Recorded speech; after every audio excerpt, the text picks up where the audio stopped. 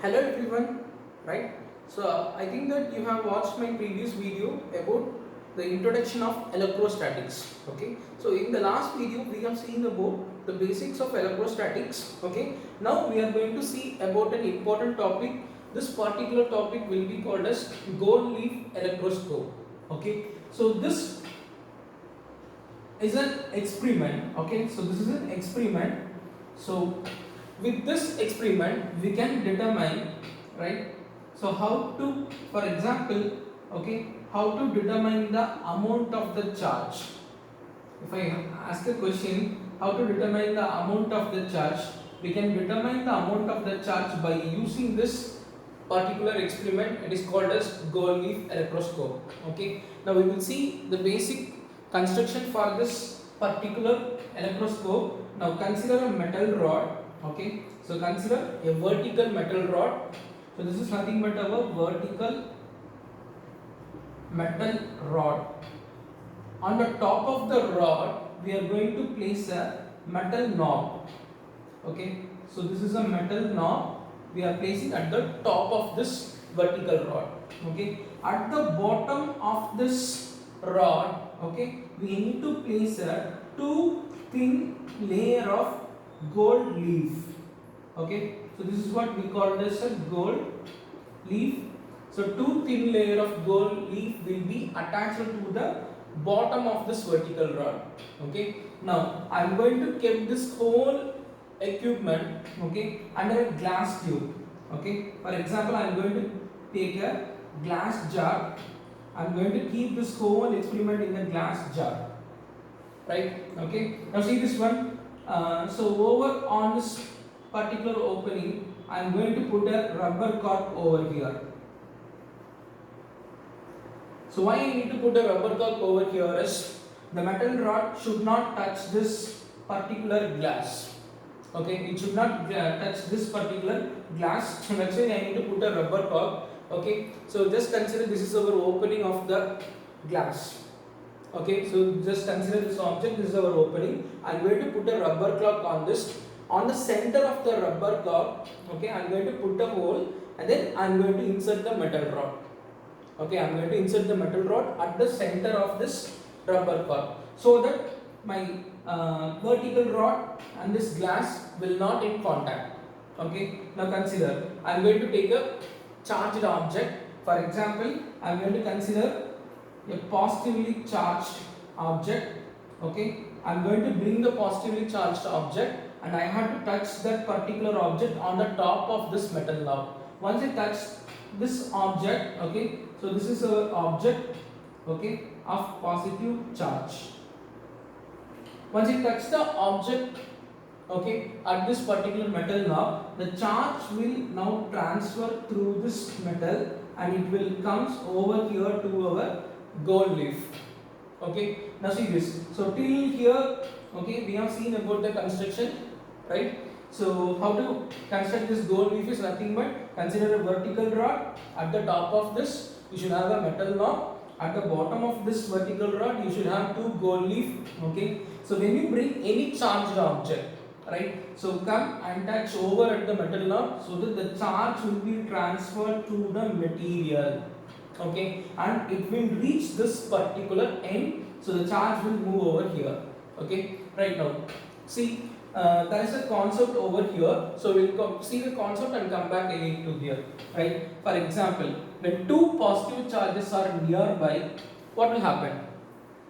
When you bring two positive charges, okay, to nearby, whether it will get attract or repel? Yes, of course. Okay, so these two charges will get what? Repel. So the two charges will get repelled. Similarly, if you bring two negative charges nearby, what will happen? Right, the same phenomenon will happen over on your negative charge also. If you bring two positive charges nearby, okay, or if you bring two negative charges nearby, both will get repelled. Okay, so the concept over here is like charges repel each other. Okay, so if the like charges repel each other, for example, now you consider, just bring your unlike charges. What will happen over here? So if you bring a positive charge, consider this to be as a positive and this is to be a negative. If you bring these two charges nearby, what will happen? It will get attracted. Okay, so these two charges will get attracted. Similarly, if you bring a negative charge to a positive charge, okay, here also what will happen? The attraction will take place. Okay, so unlike charges attract each other. Alright, so this is the concept over here. Now see this particular electroscope. Here we have a positive charge and here also we have a positive charge. Now what will take place on this particular gold leaf? Right, attraction or repulsion? Definitely repulsion will take place, right? Okay, so now this two gold leaf will extend from the particular distance, and based upon the distance it moves, we can predict the amount of the charge. Okay, right? Now see, consider this is our metal rod, okay, vertical metal rod, and I am having a gold leaf, right? So this is our gold leaf without any charge, right? Okay, now I am going to touch this particular.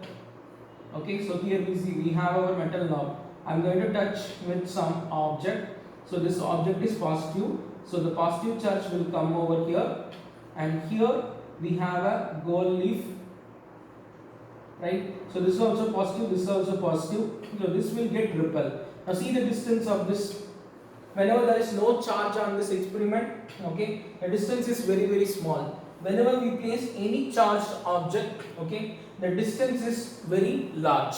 Okay, so from this experiment we can tell that, okay, the amount of the charge, okay, is directly proportional to the amount of divergence.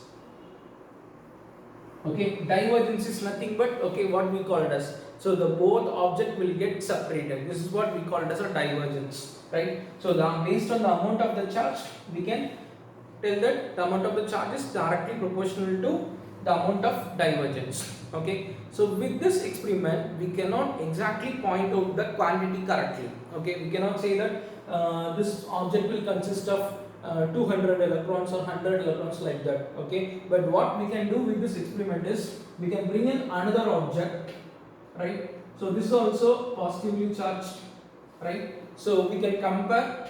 So for example, consider this is our object A and this is our object B. Okay, now touch the metal rod with the object A and note the amount of divergence, okay, or note the distance how it is separated. Keep this as D1. Okay, then put your object, second object, okay, then again note the amount of divergence. So keep this as D2. So whenever the distance is greater, you can say that this rod will have a maximum charge when compared to this rod. Okay, so you can do the comparison between the two rods over here, but you cannot exactly pick out or point out the amount of charge over here. Okay, so you can compare between the two rods, right? Have you understood this experiment?